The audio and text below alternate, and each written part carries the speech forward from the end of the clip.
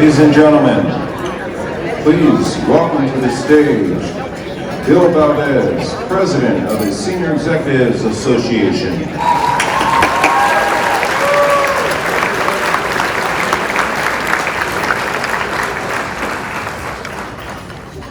Wow, what a crowd. Welcome. It's always, a pleasure to welcome our Presidential Rank Award attendees, our honorable guests, and our Meritorious Rank Award winners. This is a moment of celebration. It's a time for all of us to reflect on, the importance of public service and what the Presidential Rank Award winners bring to this actual, event. One of our goals at this summit is to highlight the extraordinary accomplishments of Presidential Rank winners. As I read through the accomplishments, I couldn't help but be amazed at the depth and breadth of their accomplishments on behalf of the American taxpayer. So, just for not the last time, but for the first time, we'd like to thank you for your service, congratulate you for this high honor, and now please enjoy your lunch, and our formal ceremony will start shortly.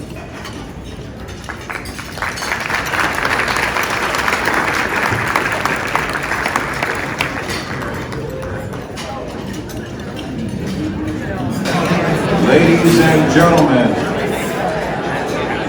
gentlemen, please welcome back to the stage Bill Valdez.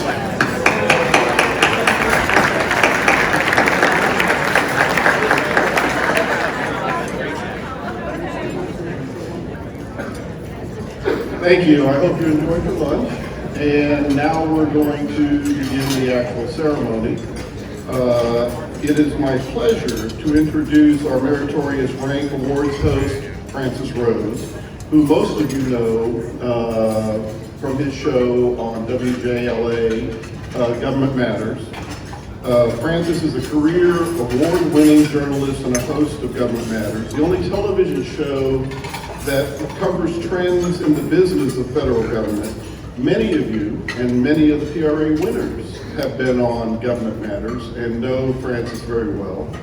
Government Matters' mission is to give high-level career federal employees, SES members, political appointees, Congress and the government contracting industry information and analysis to do their jobs better. He has covered many of you in the audience and the great work that you've done to serve the American taxpayer. So it's my pleasure to introduce Francis Rose.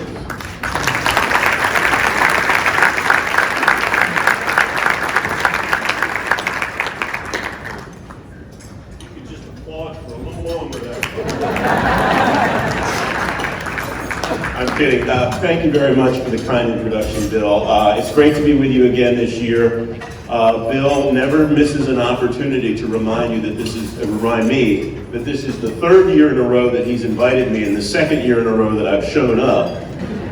3 years ago, I became very sick at the last minute, couldn't join you, and I'm very thrilled to be here for the second year in a row. Every time he sends me this material and I look at the people that I'm going to be talking about, I'm blown away by the work that you are doing on behalf of me and my friends and my family and so on and all of the United States of America. I cover you all, as Bill said, every day. And so I know some of you. It's wonderful to see familiar faces, and I'm familiar with the work of every agency across government. And yet when I read about the work that individual people and their teams are doing, it really is just amazing. So I'm thrilled to be here and have a chance to talk about some of your work and to see everyone. I'm going to apologize in advance because since I was with you last year, I've realized I've come to the age where the glasses that I need to see you are not the same glasses I need to see this.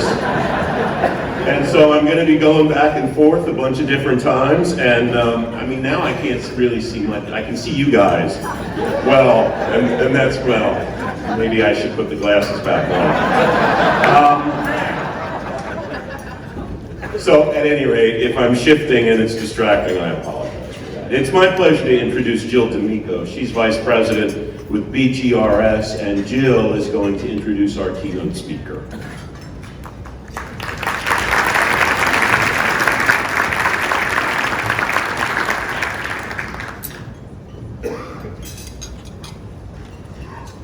Thank you, Francis, for the kind introduction.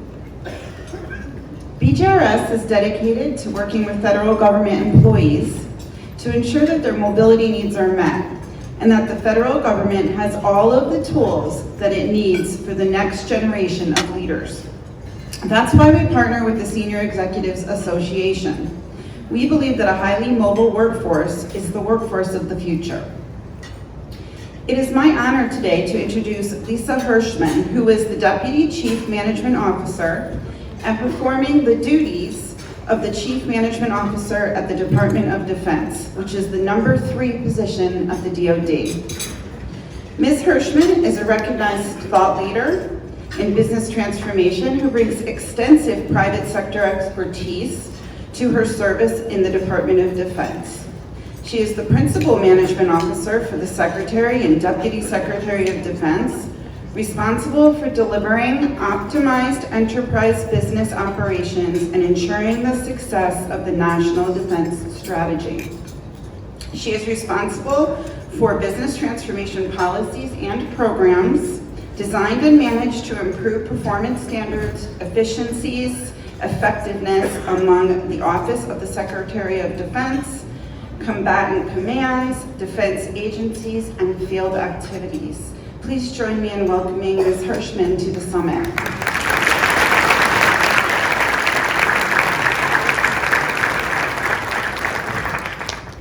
Thank you, Jill. I appreciate that. It's always interesting when you have all of these deputy and performing the duties of enacting. I remember when David Norquist was stepping in to be the deputy secretary, and I used to call him the PTTD. I don't know, the DSD with PTSD or something. Like it's just because of all those letters in front of your name, it gets a little challenging sometimes. So thank you, Jill, for that great introduction. Bill, thank you for what a great event.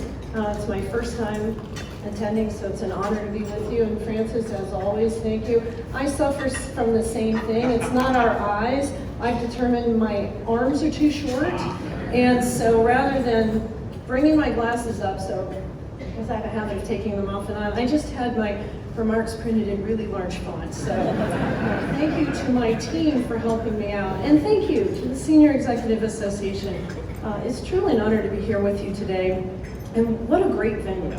You know, a very historic hotel that set the standard for elegance and beauty since its opening in 1925, and has been the venue for events of presidential importance, including every inaugural ball since Calvin Coolidge.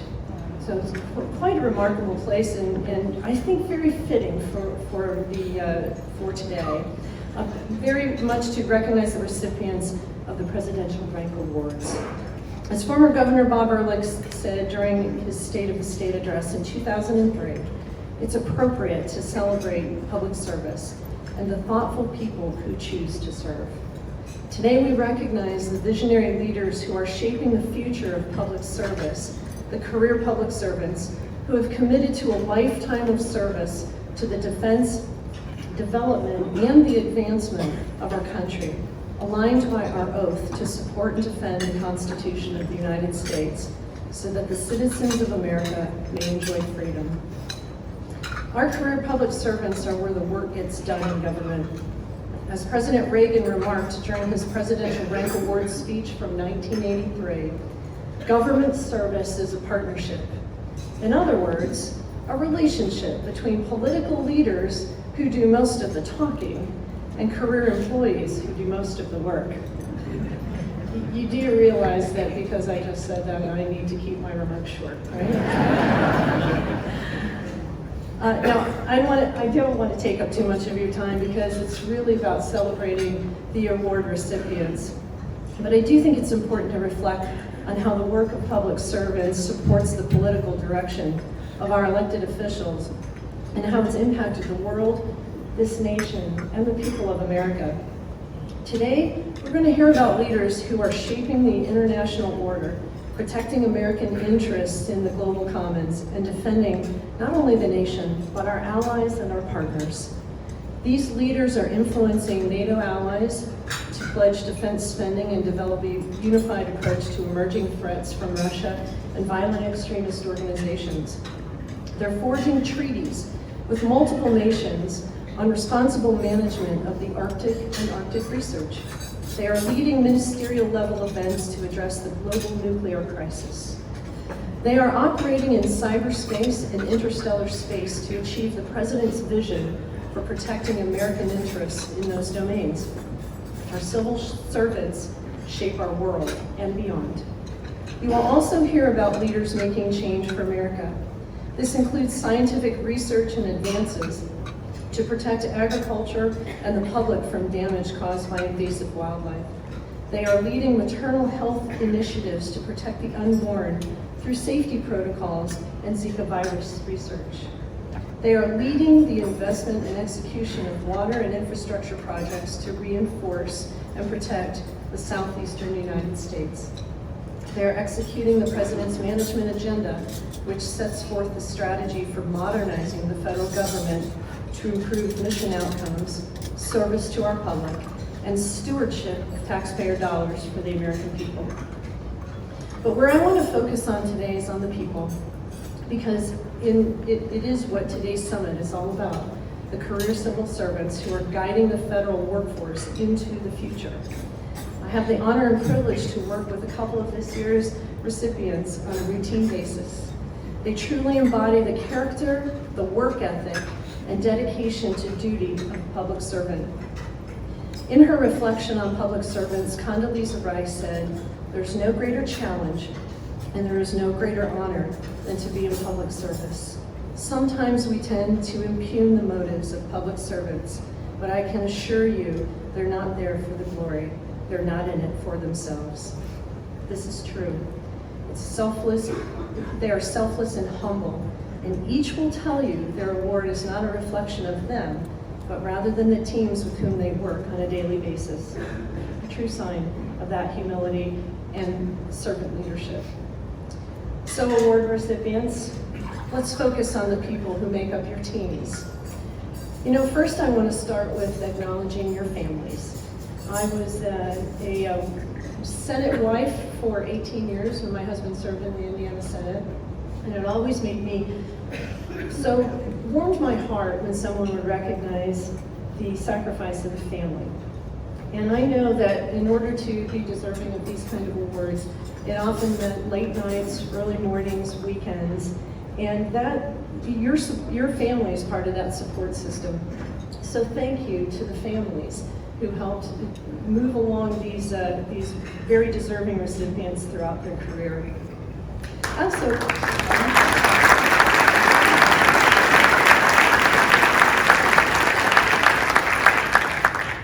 Thank you for that, I appreciate it. Let's talk about your office family, because if you do the math, who do we spend more time with, right? So those in your immediate office, they're your colleagues in adjacent offices in your organization, maybe in the interagency, maybe even in other governments. They are politically appointed leaders. They are the employees in another office or another organization with whom you have worked on a project. Through the work you have done, and through the work you are currently doing, you may not realize it, but you're inspiring these people. You are leaders of great influence. I often tell people, remind yourself regularly that as a leader, you are watched more often than you might realize. And it's one of those situations where when people say to you, "Hey, I saw you on the Metro today," and you're thinking, "Wow, I'm just trying to keep to myself, reading my book, whatever it is," but you are being watched. And so you are an inspiration to future leaders. Be the leader that you want your people to be. and in fact, be the leader you want your leaders to be. I am a strong believer that culture is a byproduct of leadership. And we need your leadership to sustain the culture that makes and keeps America great. This is your legacy. Thank you for the opportunity to express my gratitude for your service to our nation. The ladies and gentlemen that we recognize today are the tip of the spear, leading change across the government and making the services we provide to our citizens more efficient, more accessible, and even more important, more reliable. May God bless you and the United States of America. Thank you.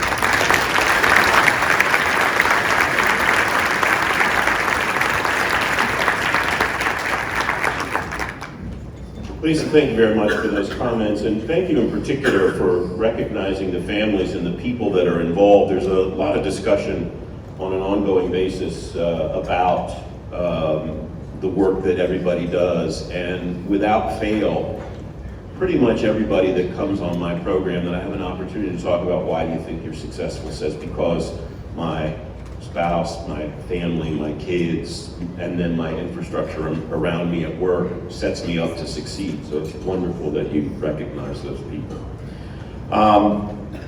It is my pleasure now to welcome to the stage the chairman of the board of the Senior Executives Association, Carl Schneider. Carl?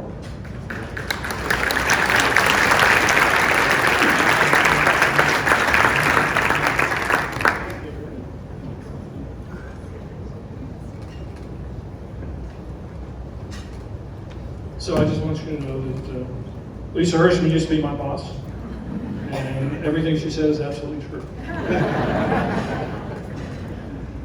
And I just started wearing glasses, so you can see myself. Quickly, I just want to say congratulations to all the recipients who are here today, and all the other recipients who couldn't be here.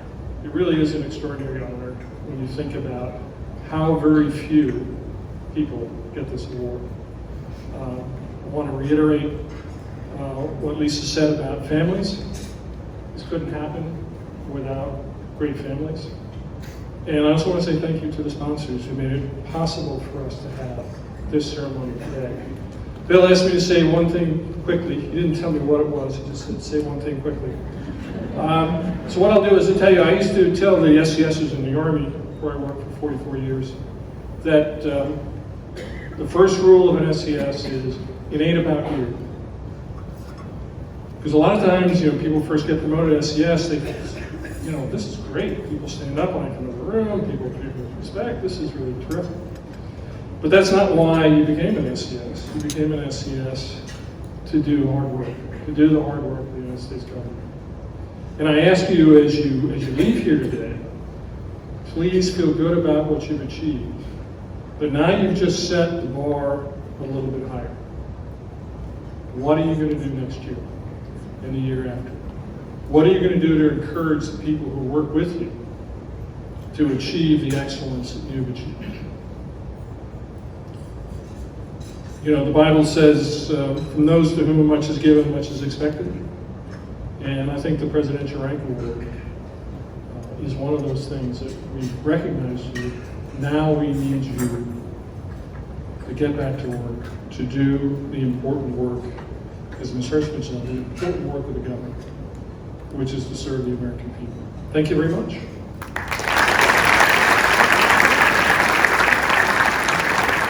Thank you, Carl. And as Carl spoke, I'm reminded of a story from early in my radio career. I worked with a gentleman who was not very fastidious about executing his responsibilities, and as Carl talked about raising the bar, I'm reminded that I asked him once why he did such a crappy job, in particular recording the commercials that needed to play on the station every day, and he said, because if I do a good job, they'll make me do it again. And so, I believe that's what you're alluding to, right?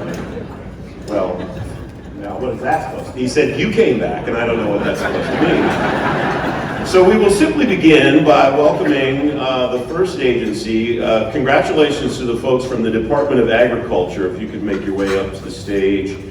And we're also going to recognize, let's do agriculture all together. There are 3 folks from agriculture that are here. Dr. Larry Clark leads the department's efforts to protect agriculture and the public from damage and conflicts caused by U.S. wildlife. He's overseen a 53% increase in the number of scientific advances being reported in professional publications within the field. That has led to the relevant federal scientists being cited by colleagues 555, wow.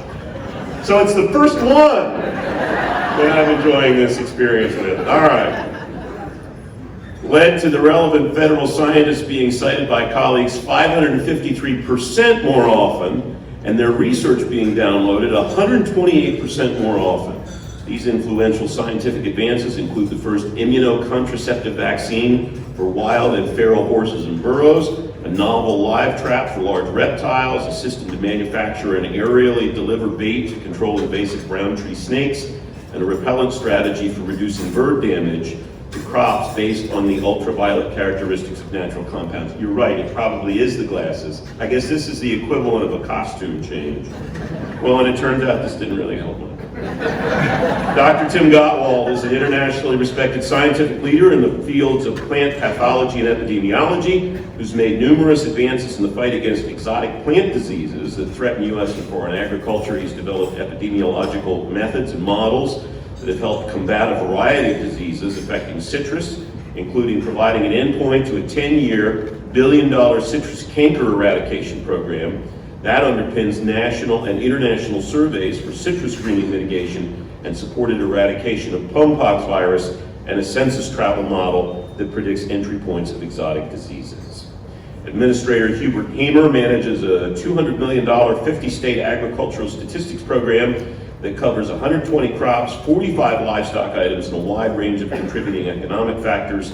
He led an increase in the use of geospatial data that includes satellite assessments of the impact of hurricanes on agriculture, and that guides disaster response. During the 2019 government shutdown, he led the effort to publish 40 sensitive data reports on an accelerated schedule to meet the needs of the agricultural market. I'm adding this on my own editorial basis, despite the fact that he wasn't getting paid. Department of Commerce, Ian Spielman is a nationally and internationally recognized leading figure in the research on physics and quantum mechanics, particularly quantum simulation. His research may solve the long-standing mystery of high-temperature superconductivity, enabling advances that make these materials more technologically useful, possibly even operating at room temperature and creating huge energy savings and as yet unimaginable technological advances. Ian, of course, is with the Department of Commerce. The Office of Management and Budget, Leslie Field, organizes 3,000 plus contracting officers around 10 categories of common goods and services with unified spending and expertise, which saved taxpayers $23 billion, eliminated 30,000 plus duplicative contracts, increased the dollars going to small businesses, moved $140 billion in spending to better manage contracts, and identified nearly 40 best-in-class contracts for government-wide use. She also launched the acquisition credentialing system that over 100,000 civilian agency acquisition professionals use, with 91% of contracting professionals and 83% of program managers now certified. A personal note, because Leslie, I'm happy to say, is a friend of mine. There you are. Leslie also, by the way, has served as the acting administrator of federal procurement policy for longer than any person has served as the confirmed administrator of procurement policy when you add up all the times that she's been.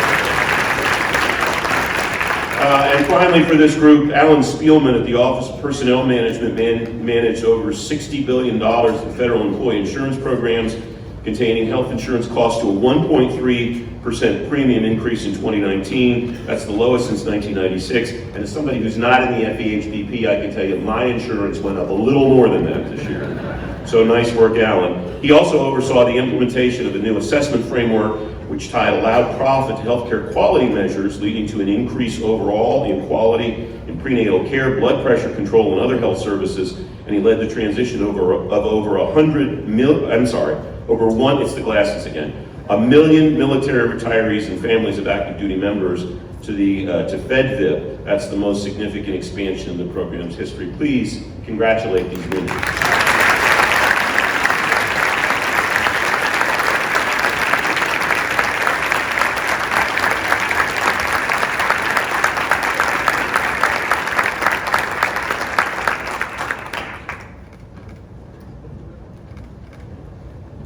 It's excellent work. I want to congratulate you all and welcome to the stage the recipients from the Energy Department, from FERC, from the General Services Administration, and the Small Business Administration, please.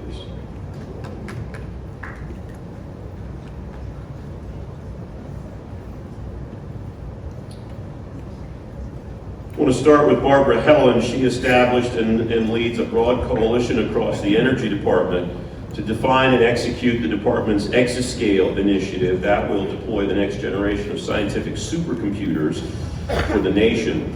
She's already managed the acquisition of numerous supercomputers at DOE scientific labs, and they represent, of course, the most powerful computation tools in the world, not just in the United States, but in the world for scientific computing.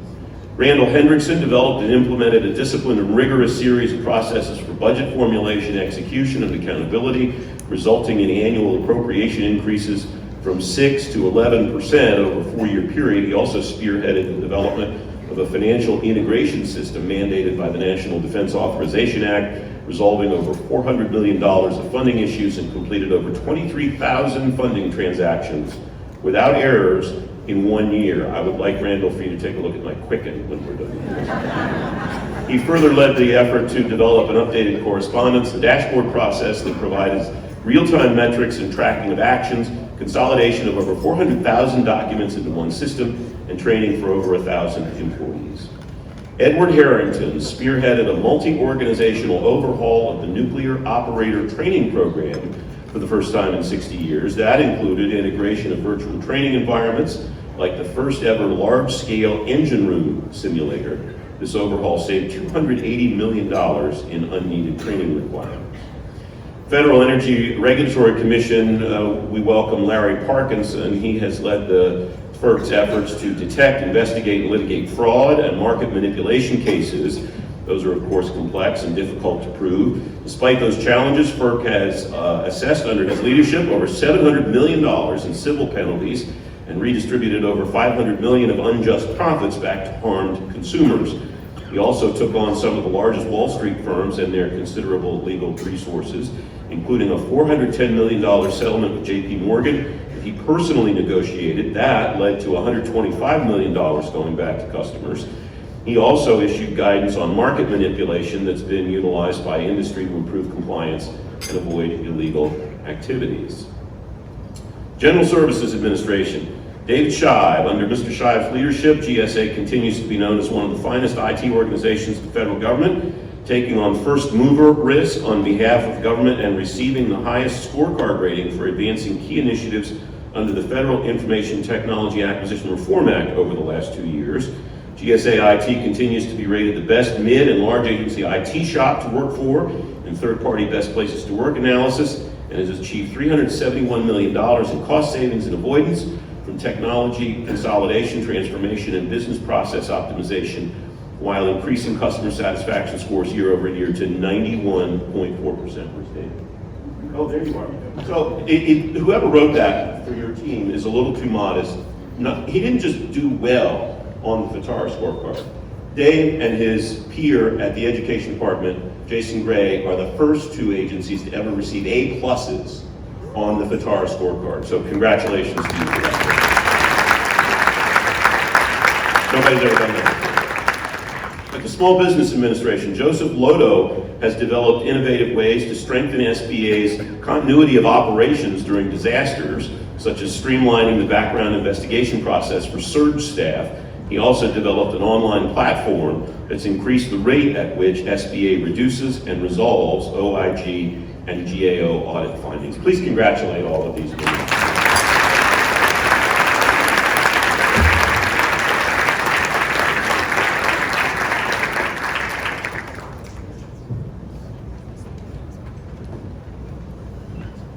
I'd like to welcome the folks from the Department of Health and Human Services to the stage, please.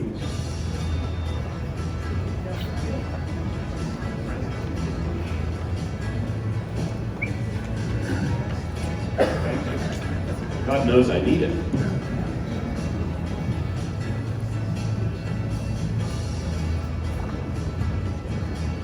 HHS folks, welcome. Susie Connor developed and directs an accelerated digital transformation initiative to re-envision the CDC's IT enterprise, modernize core IT infrastructure, and build workforce skills for the digital age. And that work has identified $251 million in savings. Her leadership has improved the CDC's FITARA grade from an F to an A and raised HHS's composite score. A+ is coming, right? She's also migrated 100% to a cloud infrastructure and fielded 17 new or significantly expanded IT products and services, such as a near real-time reporting tool for staff travel used during the Ebola outbreak. Angela Hebert led the revamping of FDA's ethics program to address oversight issues and developed an aggressive remediation plan to rebuild the program at the agency. When FDA experienced a lapse in appropriations in FY 2019, shutdown, or we can say shutdown, can't we, instead of lapse in appropriations, impacting much of its workforce, Angela judiciously assisted in leading the agency's operations. Angela led hundreds of FDA employees and contractors to implement its first ever employee outreach event during the shutdown, providing over 1,000 furloughed FDA employees with critical documentation related to benefits, pay, and employee assistance. She also created an automated furlough system prior to the shutdown, which saved $500,000 in time and cost to restart the agency. Maria Joyce ensured effective management of clinical research informatics projects like barcoding, a new outpatient pharmacy electronic system, and intensive care unit e-documentation. She was also instrumental in the HHS Clinical Center's transition to a paperless environment by solely using electronic health records, which achieved the maximum national certification for acute care and ambulatory care, something only 3% of hospitals and no federal facilities had achieved. She also has in-depth knowledge and aptitude with contemporary cost allocation, tracking methodologies, and financial systems, which enabled her to achieve NIH goals of reducing the growth of healthcare costs and ensuring program integrity and responsible stewardship of resources. Andrea Norris designed and implemented a series of innovative public-private partnerships that allow hundreds of thousands of researchers at NIH and academic institutions partnered with NIH to make use of the most advanced cloud-based computational infrastructure, tools, and services available. That program is already supporting high-impact research programs like the Cancer Moonshot and the All of Us Precision Medicine Initiative. She also led the deployment of one of the largest distributed 100 gigabit research networks in the country and implemented the first supercomputer completely dedicated to advancing biomedical research that was listed among the top 100 most powerful computers in the world. These advances are allowing biomedical researchers to more easily take advantage of emergent data management and technological expertise in computational platforms, and that will enable access to training on new tools and methods to enhance cutting-edge science and facilitating the formation of a more integrated and interoperable biomedical data ecosystem. Mary Wallace led the development of communications and customer service for over 140 million Americans, translating complex policy requirements into customer-focused tools to help people make informed choices about their health care. That resulted in increased customer satisfaction with the health insurance marketplaces, growing from 64 to 90% in 4 years, and Medicare to 94%. That's its highest score ever. She's also spearheaded the eMedicare initiative, a multi-year effort to transform and modernize Medicare services. Please congratulate our HHS.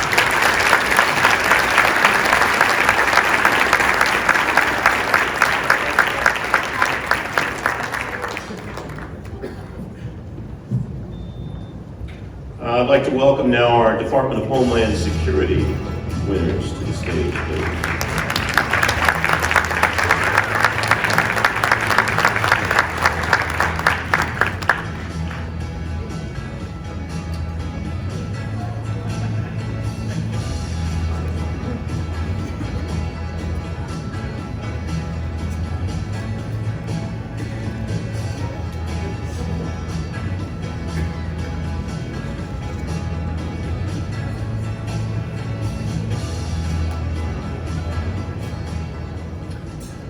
We start with Dominic Bianchini. He led TSA's mitigation strategy in a combined cross-federal working group in response to the 2017 failed Australian terror threat and coordinated TSA's response to threats from electronic devices. He's also coordinated the implementation with international partners of improved detection technologies at global checkpoints and he co-chairs a Global Aviation Security Innovation Forum.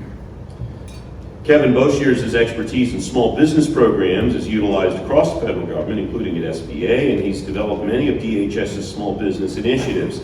He's targeted all categories of small business and exceeded even the most challenging participation goals for multiple years, ensuring that DHS has received an A rating from the SBA for the past decade.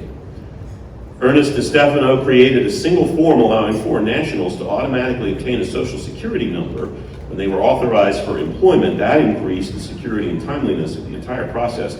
He also launched a secure credit card payment process for the over 40 immigration benefit applications and partnered with law enforcement agencies to identify emerging counterfeiting threats and redesign immigration documents to protect their integrity.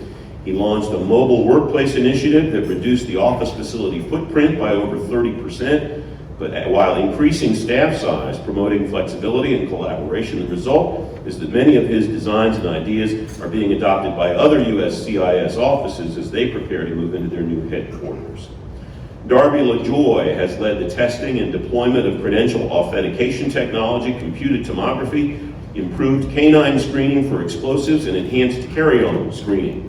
He also developed new effectiveness metrics and managed a 5 to 6% annual growth in passenger volume while maintaining wait times below TSA standards. Additionally, he launched an insider threat mitigation strategy after a high-profile gun smuggling scheme was uncovered, and developed the agency's outcome-focused compliance strategy that implements nationwide improvements to officer safety following the shooting at LAX. Mary Kate Whalen has demonstrated throughout her career an exceptional commitment to federal service, developing personal expertise in complex areas of homeland security law and leading a legal team noted for its exemplary work ethic and integrity. Her career accomplishments include leading the coordination and clearance of significant regulatory actions, implementing critical security programs such as Secure Flight Program, Transportation Worker Identification Credential U.S. Visit, and the PreCheck program, which I am just a huge fan of. I've only had PreCheck now for about 2 months, but it's the greatest thing that's happened. Sign up if you haven't signed up yet.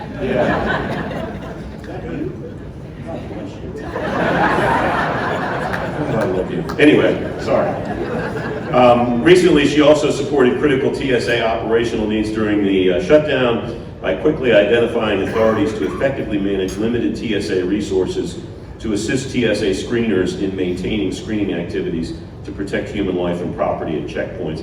I have to say, before we congratulate these folks, I had to travel during the shutdown, as a lot of you probably did too, and it's remarkable that that job, which you couldn't pay me enough money to do, they showed up all the time, they knew they weren't getting paid, and they did a wonderful job. So as we congratulate these winners from DHS, let's recognize them too.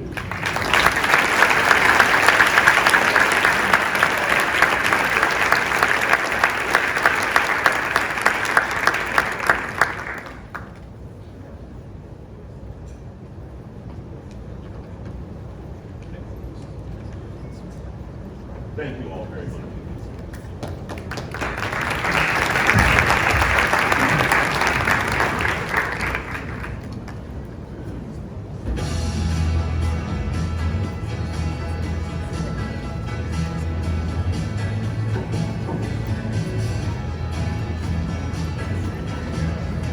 Next, I want to welcome our Interior, Justice, and Labor winners to the stage.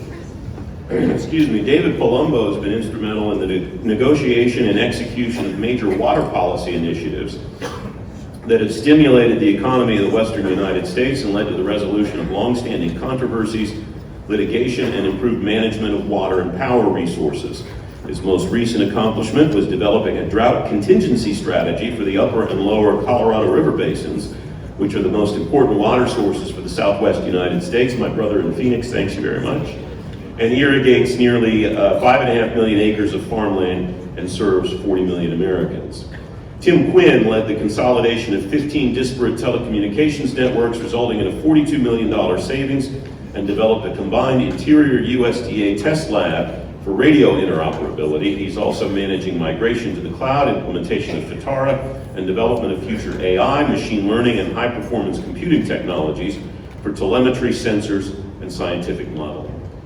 At the Department of Justice, Mary Beth Patrizzi led the Defense, Industrials, and Aerospace section of the DOJ Antitrust Division to issue the most merger challenges of any DOJ section. She's managed 27 complex investigations over 10 years, ensuring the stability and competitiveness of the defense industrial base.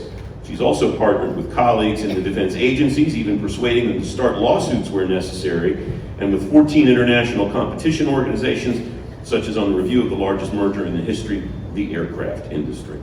At the Department of Labor, Andrew Auerbach has twice reorganized and restructured his organization to achieve greater efficiency and provide closer alignment with administration priorities, overseeing the creation of 2 models that use publicly available data to detect and deter embezzlement and other criminal activity, overseen a highly successful program under the American Recovery and Reinvestment Act, developed a complex and multifaceted program to increase employee engagement, and took a significant role in creating greater transparency and agency participation on the department's working capital fund.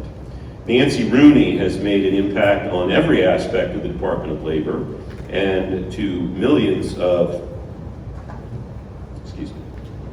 workers with her novel approaches and commitment to effective and efficient government. She directly oversees the Employment and Training Administration's $10 billion budget grant award portfolio, which provides a lifeline to workers who are facing unemployment due to downturns in the economy or emergency situations.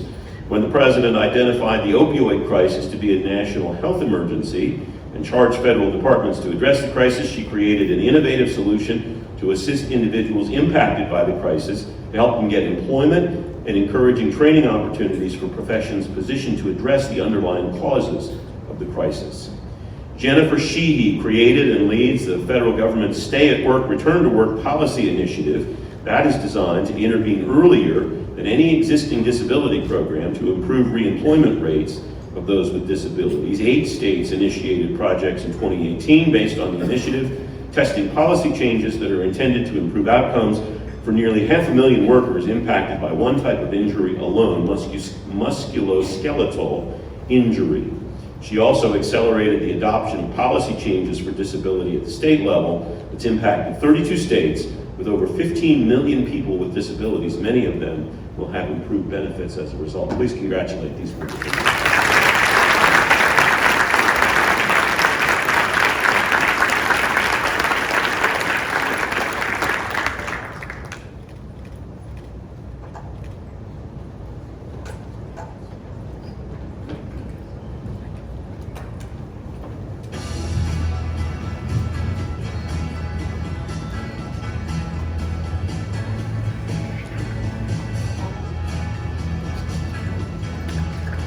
I want to welcome our State Department, Transportation Department, USAID winners to come to the stage.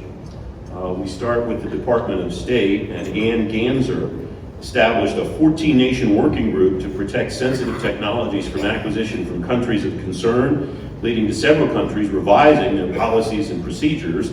She also led the implementation of 2017 sanctions on the Russian and defense intelligence sectors, successfully disrupting billions of dollars in Russian arms deals. Michael Mackler's advice and legal guidance has helped win approval of 14 treaties from 2015 to 2018, up from 6 in the previous 4 years.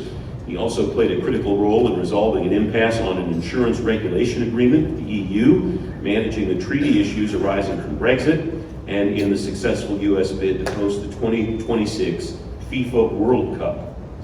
Victor Raphael led the State Department's Bureau of Intelligence and Research efforts to develop and execute a program of analysis that integrates intelligence with policy and has made their model of integrated all-source intelligence support to senior decision makers a best practice within the intelligence community, even while addressing a 15% personnel shortage.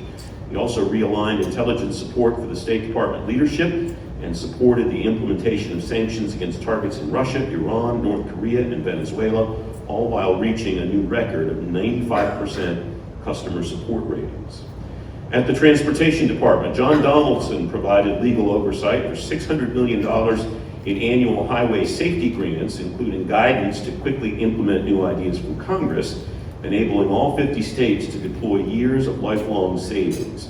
These programs run the gamut from seatbelt use and drunk driving prevention to emerging safety programs like distracted driving from cell phone use. Today, the national roadway fatality rate is less than a third of what it was when these grant programs began. At USAID, Bob Levitt led an HR transformation that created a central HR contact center and established a new cloud-based platform called Launchpad for HR that streamlined and automated processes. These individual efforts increased customer satisfaction scores by 38%. Bob and his team also developed and rolled out a new employee performance management system that refocused attention on regular and ongoing performance conversations. Please congratulate all of these leaders.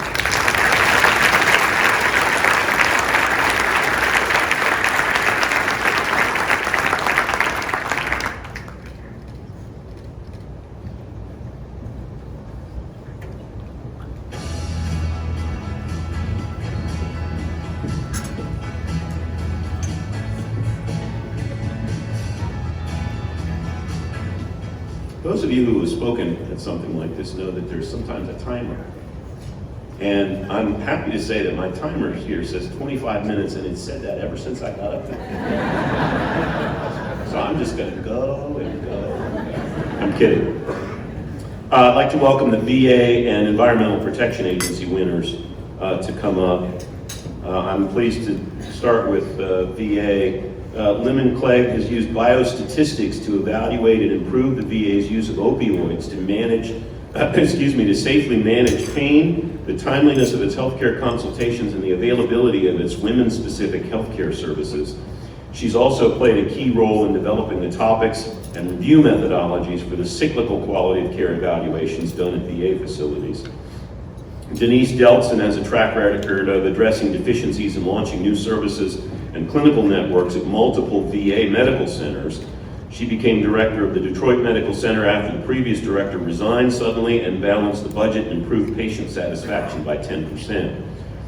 David McClanahan led the creation of the Appeals Management Office, as well as the design, enactment, and implementation of the Veterans Appeals Improvement and Modernization Act, increasing appeals closure by 24%. He also launched a program to provide the same process improvements to veterans with legacy appeals and stood up a separate pension and fiduciary service line to address the needs of vulnerable, elderly, and disabled beneficiaries. Dee Ramsell oversaw a significant improvement in VA's employee engagement, moving it from near the bottom of large agency rankings to 6th in 2018, and developed the VA's internal change management capability.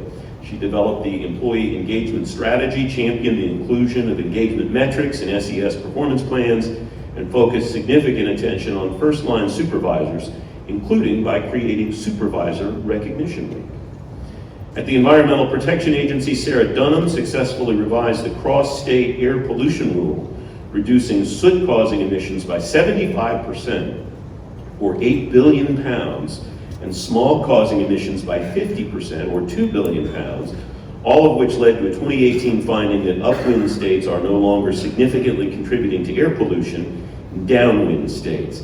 She also led implementation of the treaty to reduce use of ozone-depleting chemicals, causing a 74% reduction over the past 5 years, and reduced duplicative requirements in the greenhouse gas reporting program by 24%. Please congratulate our VA and EPA.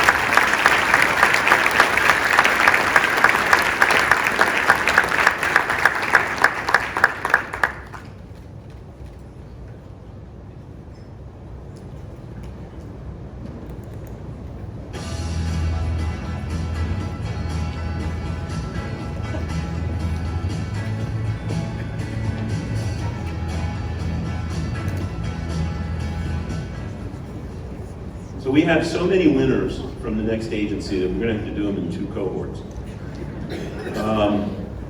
I want to start with the first group of folks from NASA. Derek Cheston ensured the mechanical design and systems requirements were successfully met for the first Orion experimental test flight and for the European Space Agency's $300 million portion of NASA's next crewed flight program. He also led the design and execution of engineering projects to reduce the risk of spacecraft fires while reducing test costs by millions of dollars. Karen Feldstein led the establishment of over 100 agreements a year with traditional and non-traditional partners, including 30 foreign space agencies, helping to build a consensus on U.S. space policy objectives, including extending the International Space Station to 2024 and securing cooperation for increased human and robotic planetary exploration, and pursuing national priorities and objectives, including novel agreements with the Indian, Korean, and United Arab Emirates space agencies. Dr. James Garvin, as the first ever chief scientist for Mars exploration at NASA, achieved a 100% mission success rate after 2 high-profile failures, including accomplishing groundbreaking science.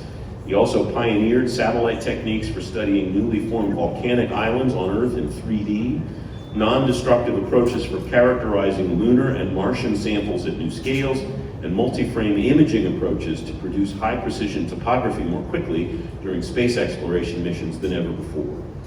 Felicia Jones leads one of the largest engineering organizations at NASA and ensures that a full range of engineering expertise is provided to enable end-to-end spaceflight developments for missions. She oversees a $5 billion portfolio. She's positioned NASA to evaluate project risks and take action to deliver hundreds of millions of dollars in savings to the taxpayer. She led teams that reviewed, assessed, and integrated over 17 discipline-level technical capabilities to provide a potential 10 to 25%, it's the glasses again, 10 to 25% cost savings to the taxpayer, while at the same time balancing program focus and technical capabilities. Tom McCarthy turned the $14 billion Joint Polar Satellite System program around despite low morale and multiple program setbacks while keeping the original launch schedule. He also played a key role in missions to discover Earth-like planets in the galaxy and ensure continuous monitoring of space weather. He also managed a critical portfolio of 18 science missions that maintain cost, including satellite measurements of global ice coverage depth, experiments with stratospheric aerosols, taking atmospheric ozone measurements, and monitoring land use changes from climate change and natural disasters. Susan Motil's management of the European Service Module integration played a vital role to ensure the success of the Orion program, which will enable crewed spacecraft to travel farther and longer without docking at a space station than ever before. She managed multiple complex program issues and a relationship with the European Space Agency during its first project at this scale, keeping the project on schedule by creating new management processes. This is just the first group of winners from NASA. Congratulations.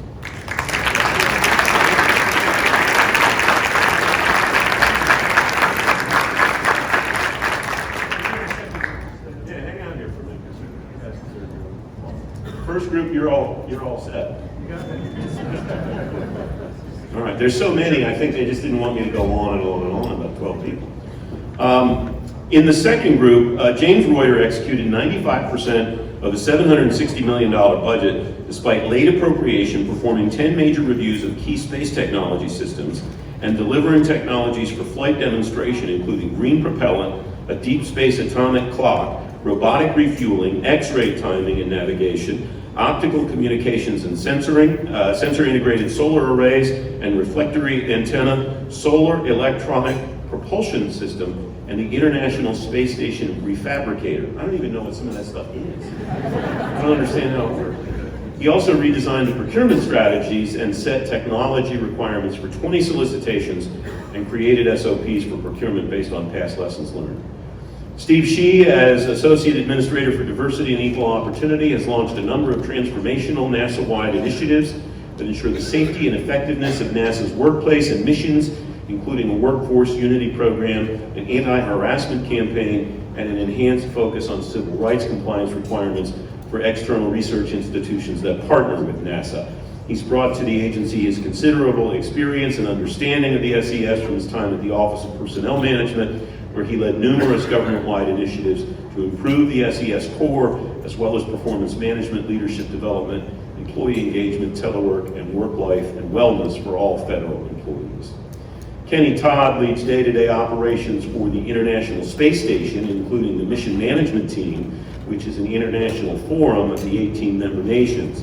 In addition to the ongoing science and research activities aboard the space station, he directed the operations team in the execution of a complex flight program that included 59 Russian, European, and Japanese vehicles and 27 cargo missions flown by U.S. commercial vehicles. He also led the planning and execution of 48 successful spacewalks to install, repair, and upgrade core systems and research-based hardware on the outside of the space station. Marcus Watkins successfully negotiated a new contract between NASA and Caltech to manage and operate NASA's only federally funded research and development center at the Jet Propulsion Laboratory. It's a $30 billion 10-year contract. Contractual elements include complex Earth and planetary satellites, advanced technologies, and operation of NASA facilities. He also created and led a new division in the Science Mission Directorate after the President directed NASA and NOAA to partner again to deliver the next generation of civil weather satellites. Calvin Williams is recognized as a groundbreaking leader in the federal infrastructure design and sustainability community. He has expertly managed NASA's $36 billion real estate portfolio and the $47 billion NASA property and equipment portfolio. Over the past 6 years, he's led and implemented an innovative strategy to revitalize NASA's infrastructure and develop an agency master plan for NASA's aging real property footprint. This resulted in a disposition of over 400 underutilized buildings, 2.5 million square feet of space, and 5 property sites, resulting in over $200 million in savings.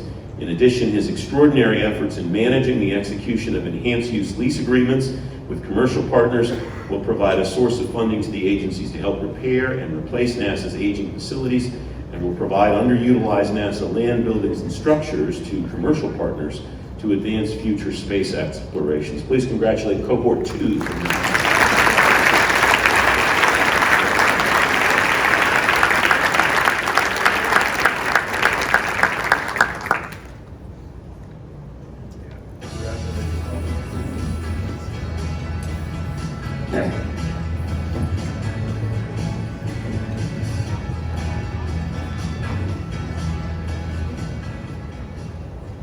All right, only 16 more agencies to go.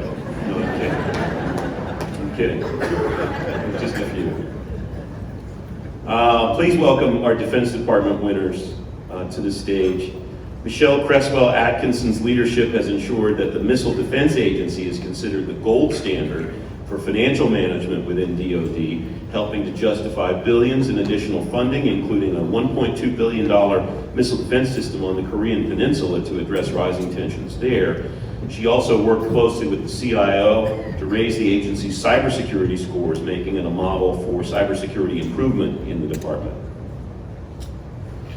Pamela Franceschi championed the development of a predictive analysis tool to identify potential improper payments to vendors. It's prevented over $12 billion in improper payments so far. She also automated transactions, reduced duplicative audit requirements, retired outdated legacy systems, prevented lost or canceled funds, and collected numerous outstanding debts, saving hundreds of millions of taxpayer dollars. Paul Kofsky provided essential legal advice to support the Secretary's focus on enhancing the readiness and lethality of warfighters, prevention and detection of sexual harassment of service members, the elevation of U.S. Cyber Command to combatant command status, and the creation of the U.S. Space Force. His leadership and legal skills were also instrumental to successful efforts to clear legal obstacles for the interoperability of VA and DoD electronic health records, create new legal authorities to use innovative medical technologies in the battlefield, and revamp the military justice system through executive orders. Douglas Packard facilitated major telecommunications initiatives that increased efficiencies and reduced costs by $60 million a year, as well as correcting negative audit findings for $3 billion of classified contracts. He also streamlined the acquisition process, including reducing the time required for acquisition planning by 70% and reduced contract prices by $800 million. Glenda Shiner leads professional development initiatives for the DoD financial management workforce, including establishing financial management career roadmaps by civilian occupational series and developing and implementing a mandatory competency-based DoD financial management certification program that applies to over 56,000 people. She led successful negotiation with 10 national level unions, produced a DoD instruction in 8 months versus the usual 12 to 18 months, and achieved a 98.6% employee compliance rate. She She also advocated and gained legislation for a new financial management direct hire authority, for which there have been over 3,300 hires to date. Dr. Reese Williams leads the research, development, test, and evaluation activities for the Department of Defense Threat Reduction Agency, DTRA. He directs a geographically dispersed military and civilian workforce of more than 450 PhD level engineers and scientists, and executes an annual budget of more than $1 billion. He leads the Defense Department's primary science and technology program to develop capabilities to detect, deter, and defeat foreign chemical, biological, radiological, and nuclear weapons of mass destruction, as well as improvised threat devices. In addition, he's responsible for the development of U.S. Capabilities of U.S. forces to operate in WMD environments. Dr. Williams is the senior agency S&T interface with the military services and the DoD Office of the Undersecretary of Defense for Research and Engineering. Please congratulate our DoD.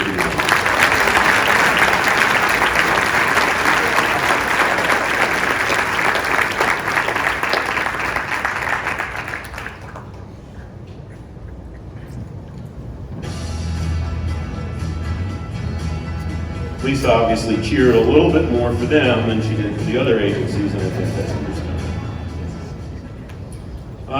All right, same deal at the Air Force as we had at NASA. There are so many people here that I'm going to introduce you in groups. So we'll take the first four, and then I will introduce the second four. I won't say the last. Beginning at the Air Force, Paul Antoniuk is the principal scientific advisor for more than $1.6 billion in research. He's overseen a 47% increase in inventions and played a key role in the development of a new science and technology strategy. He himself developed an all-weather radio frequency data link for intelligence, surveillance, and reconnaissance that allowed for a 1,600% increase in capacity, a novel radio frequency technology that allows automatic scans without mechanical steering or phase shifters, a method to simultaneously detect and image moving targets, and a method to enable communications to be intelligible only at a specified distance and angle. Terry Edwards created an exercise to ensure 320,000 airmen are ready to fight during an attack involving biological, radiological, nuclear, and explosive threats, and launched a concept of operations for a combat support wing. He also quantified and prioritized $25 billion in deferred critical infrastructure maintenance, allowing highest priority items to proceed and leading to $2 billion more in funding. That led to him becoming a key author of the Air Force Infrastructure Investment Strategy. Rich Hartley created partnerships between 62 Air Force installations in their communities, leading to 355 agreements on a wide variety of quality of life initiatives and cost savings, a 700% return on the initial $7 million investments. Examples include local law enforcement sharing firing ranges with Air Force security, eliminating duplicative facilities, and exchanging training facilities and materials among emergency responder programs. He's also made enormous contributions addressing water supplies contaminated by legacy firefighting foam, improved aircraft fuel efficiency to save 41 days of maintenance downtime and $7 million, and stood up the Air Force Office of Energy Assurance to provide more resilient power sources. Evan Hopley designed the nation's only realistic anti-mobile long-range missile capability testing area to ensure the U.S. can't be held hostage by nations like North Korea, and the only capability to quickly eliminate large quantities of chemical weapons that were utilized in Syria. He also created the new Space Battle Management Command and Control Center. That's a capability to address the threat from unmanned aerial systems to critical nuclear facilities, a capability to combine missile warning data from multiple sources, and DoD's first ever University Research Center to combat weapons of mass destruction. Please congratulate Group 1.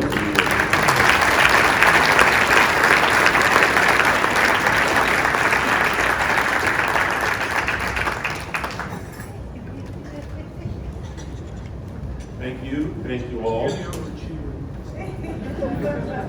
You couldn't help yourself, right? You couldn't wait to get up here. Right, better to be early than late, as I've always learned. In Group 2 from the Air Force, Joseph Nichols led the effort to identify gaps in the Air Force's ability to test complex weapons systems, ensured compliance with a congressional requirement for new cybersecurity testing, and created a plan to ensure the superiority of the electromagnetic spectrum for military operations. He was the driving force behind the plan to build the avionics cyber range to transform cybersecurity testing of aircraft electronics. Linda Rutledge directed the acquisition of the next generation of training aircraft without offer or protest, and coming in $10 billion under estimate, as well as securing congressional approval for a multi-year contract vehicle to procure C-130 aircraft that saved $216 million. She also identified redundancies in contract timelines that saved 50% from beginning to award, and developed an open architecture strategy for training applications that will save $10 million annually and improve cybersecurity. Bill Snodgrass reduced overall civilian hiring times by 11% and improved aircraft depot hiring timelines by 46%, negotiated a new agreement with DoD's largest union in 3 months, where the last effort took 5 years, and oversaw the first use of a large-scale virtual management review for officer promotions. While directing the Air Force's Wounded Warrior program, he also led a team providing concentrated non-medical care and support for combat wounded, ill, and injured airmen and their families as they recovered and transitioned back to active duty or into civilian life. Joy White was the architect of the Space Acquisition Transformation, which speeds up attainment of cutting-edge technologies, accelerating delivery schedules by 19 years. 19 years. Wow. And enables the U.S. to outpace adversaries in the space domain. She applied innovative acquisition strategies to speed up the creation of secure tactical communication and resilient missile warning capabilities by years, through a partnership with Norway that also saved $900 million. Additionally, she created a $500 million space enterprise consortium that gains the Air Force access to over 200 companies in commercial markets. This is Air Force Group number 2.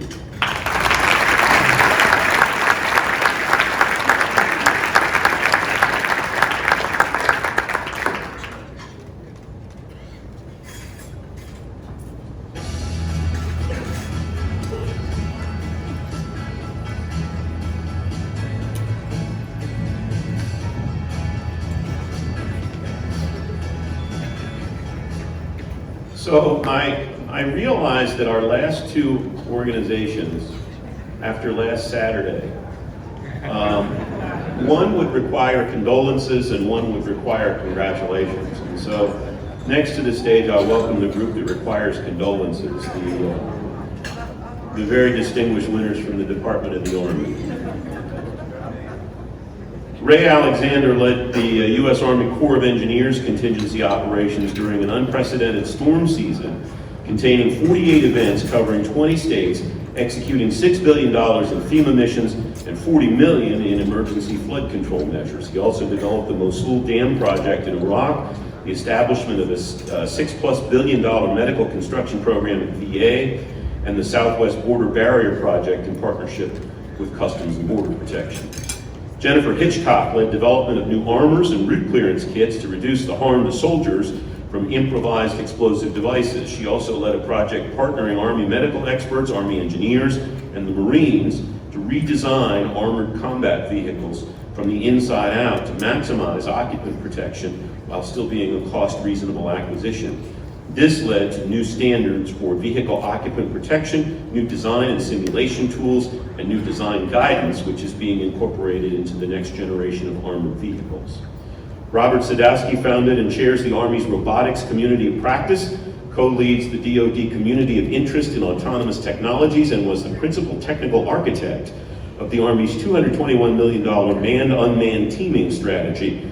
He also accelerated development of a remotely operated weaponized ground robot to close a critical weapons gap, a process that has included the first soldier to qualify on a standard gunnery range with an unmanned asset. These are our Army winners. Congratulations.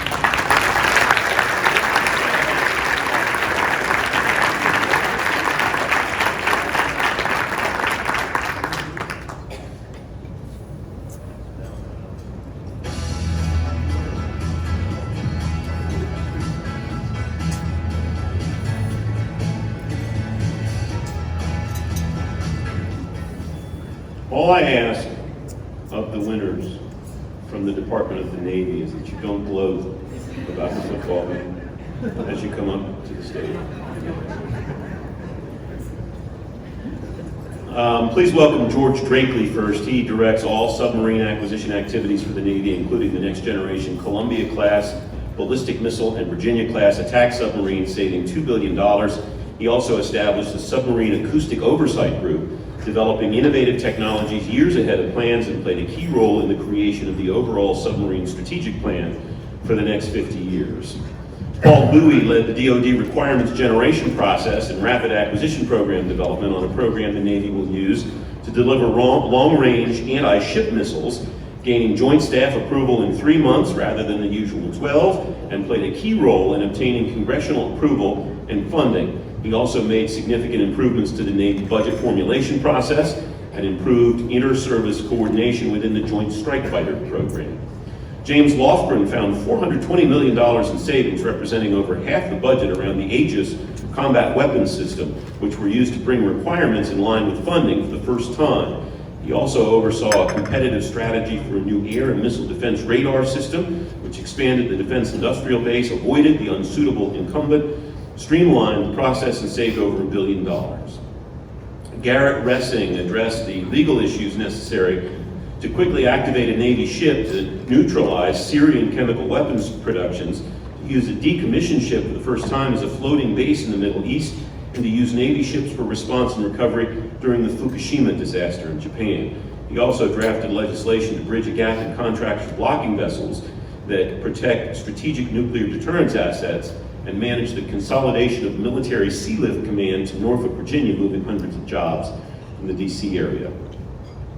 Steve Schultz managed the Navy's response to numerous submarine incidents, including a collision between a ship and a submarine in the Strait of Hormuz, ensuring the submarine's safe return home for repairs. He also shared the Navy's submarine safety program with foreign allies to improve submarine safety worldwide, and changed the operating cycle of Los Angeles-class subs to save $529 million and add 60 months of operating time before decommissioning. Sharon Smoot served as team lead for the Navy's Strategic Readiness Review, examining 30 years of naval readiness to recommend sweeping changes to military career progressions, ship maintenance cycles, and military training. She also oversaw implementation of a budget programming process that increased readiness and warfighting capacity while reducing the staff required by 25%. She substantially increased staffing at the naval shipyards to deliver ships out of maintenance on time, delivering much needed readiness to our warfighters. Please welcome our Navy winners.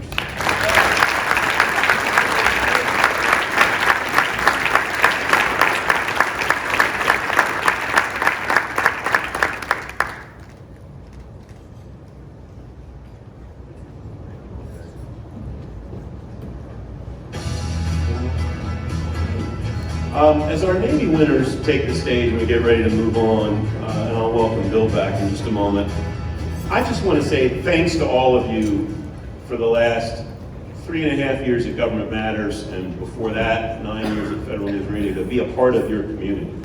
I came into this job knowing what the agencies did, and that was about it. And in the meantime, I have met hundreds, maybe thousands of people who are doing really excellent things on behalf of the citizens, and you've welcomed me into this community and taught me a lot and continue to teach me a lot. I'm grateful to you for your attention today, and I'm grateful to Bill for inviting me to be a part of this. But more than anything, I'm really grateful for you letting me be a part of this community. Thank you all very much.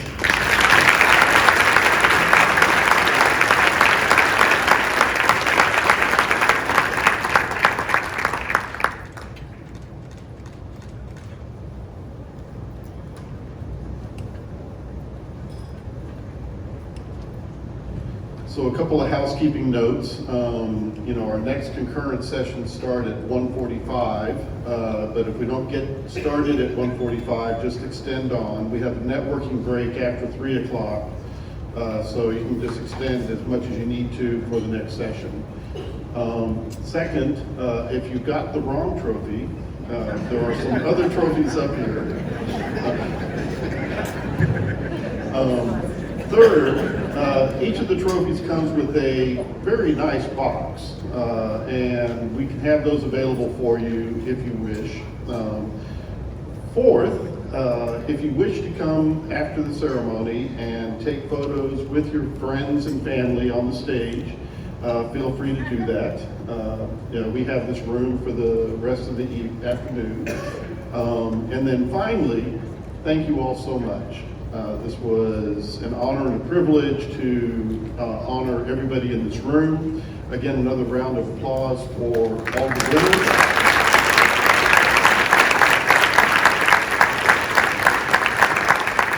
And with this, you are dismissed.